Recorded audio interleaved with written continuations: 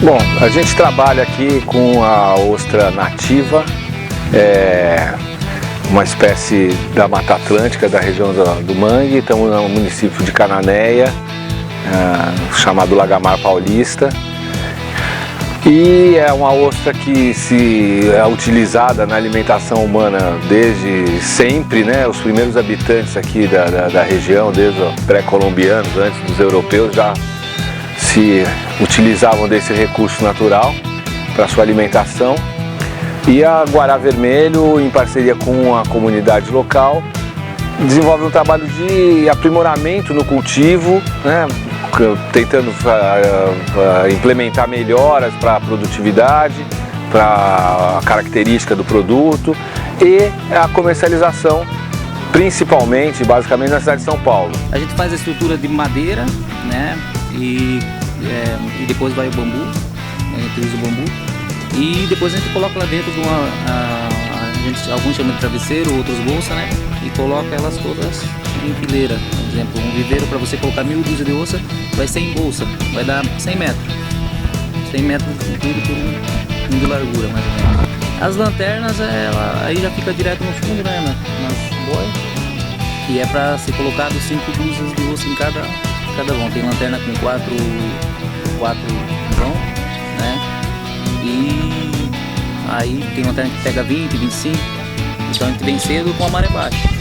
E volta, na hora que a maré encheu já não dá para trabalhar com elas. Aí a gente fica fazendo alguma coisa por aqui, limpando, preparando, entendeu? Tem dia que sai madrugada, 3, 4 horas da manhã para vir por causa do horário da maré.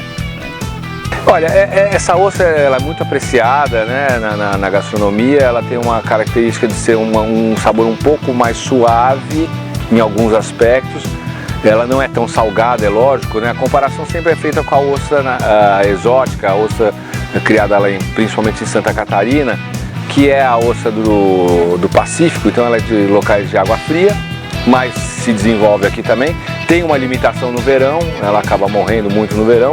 E ela tem um sabor mais salgado. A nossa, por estar adaptada aqui ao país, a região nossa aqui da Mata Atlântica, ela não sofre tanto no verão e ela tem um sabor um pouco mais delicado por conta de ser o ambiente que a gente desenvolve, onde ela se procria, se cria, é um ambiente de estuário.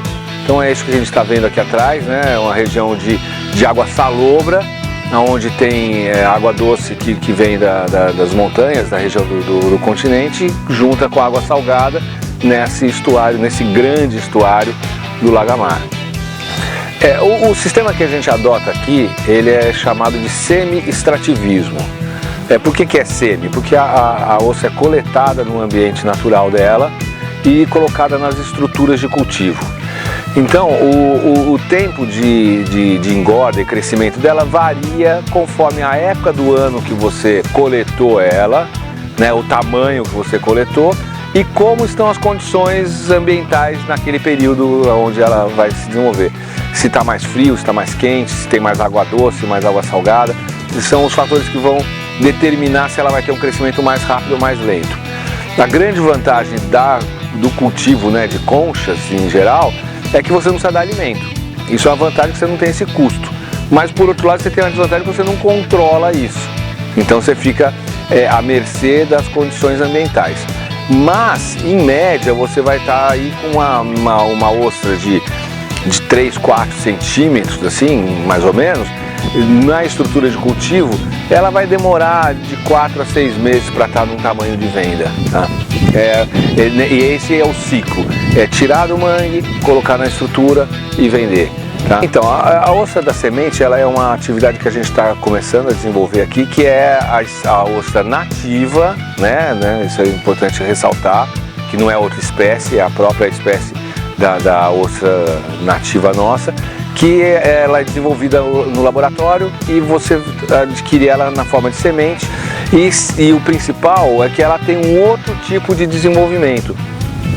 Por ela não ter tido uma parte da vida dela fixa numa estrutura, que seja uma raiz, uma pedra ou qualquer coisa onde a ostra tenha se desenvolvido naturalmente, ela fica mais funda, tá? Porque ela não teve aquele substrato em nenhum momento da vida dela. Ela veio do laboratório, veio da semente e então ela fica uma ostra com uma uniformidade da casca e com uma profundidade maior, que dá um volume maior de carne também.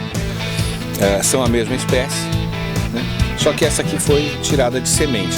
Então a vantagem dela principal é a forma, tá? Que ela tem uma uniformidade. São todas iguais, né? Praticamente, dentro do mais ou menos o mesmo formato. E principalmente elas têm uma profundidade. Ela acaba ficando, né, côncava, assim, e com isso a carne fica maior. Existe uma cultura de que a ostra precisa estar refrigerada. Essa ostra é nativa, ela é adaptada, ela não tem necessidade de uma refrigeração muito intensa. Então, por ela estar adaptada, ela tem uma resistência maior à temperatura. E também por um outro fator, que é em função do local onde ela se desenvolve, ou seja, no próprio mangue, ela fica na linha da maré ou nas estruturas de cultivo que também ficam na linha da maré. Essa ostra todo dia ela fica fora d'água. Todo dia ela recebe o que o caiçara chama de castigo. Então ela pega sol, ela pega chuva, ela pega frio e depois ela volta. Então todo dia ela está sendo treinada, né, praticamente, para resistir fora d'água. Então quando você faz a despesca dela, você tem um prazo ali, um tempo de prateleira, que também é um termo técnico, né, de alimentos, que é um tempo de prateleira de 5 dias. 5 a 7 dias, se for um período de frio, como a gente está agora, e se ela for bem acondicionada, então você mantém ela viva fora d'água. Isso é uma garantia de qualidade, porque o consumidor vai ver que ela está viva, ela não tem deterioração, tá?